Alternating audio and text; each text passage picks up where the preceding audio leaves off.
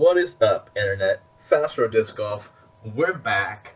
We're in a Pikachu tank, and it's time to do some form shit.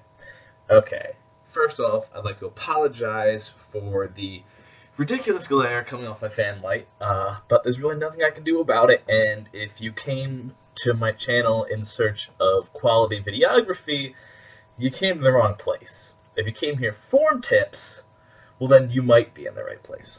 So today, we will be starting off a new series that I think will be easier for me to do, which we're going to call Quick Form Tips.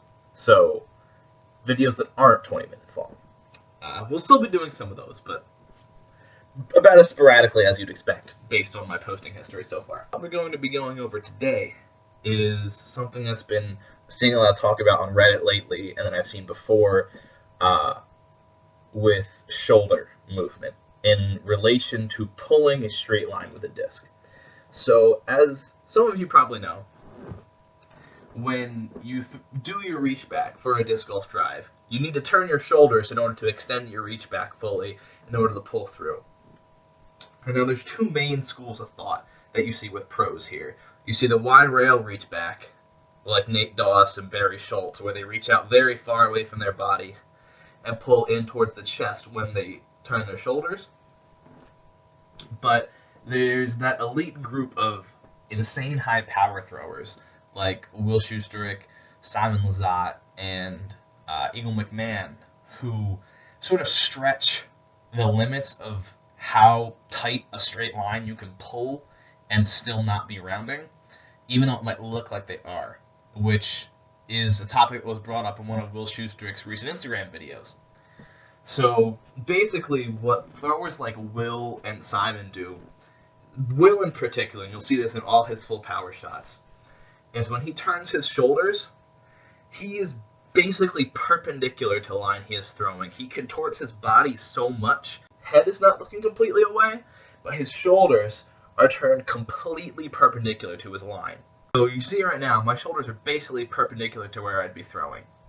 And you can see the disc, it looks like I'm rounding. However, if you watch Schusterick uncoil his whole body, when he comes through, the disc is still in a straight line. So watch the disc as my shoulders uncoil.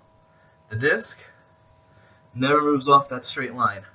Even though it looks like the disc is behind me, it's still getting pulled on a straight line the whole way to the hit. And you can see that sort of maximum reach back gives you a lot more snap, even though I hate that word, on the disc, and a lot more distance. It's something that if you're a power thrower already, and you're throwing 400, 450 feet, that extra shoulder turn, an extra bit of reach back that allows you to pull that extreme straight line angle, may actually add you that extra 50, 75 feet you're looking for. I know it has for me. The thing you want to be careful for is how it's going to affect you hitting your hit. If you're used to pulling on a slight wider rail, it might affect your timing on when you're getting to the hit. You might need to grip a little tighter to make sure the disc isn't going to slip out. Those are all things you can take into account after you're throwing 50 extra feet.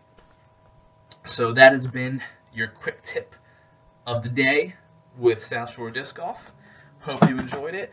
Let me know what you think. If there is something you would like to see a quick tip video done on, throw it in the comments. I'll do my best. Again, sorry I was away, but sometimes life gets in the way of making YouTube videos. But glad to be back. Hope you guys like it, and I will see you soon.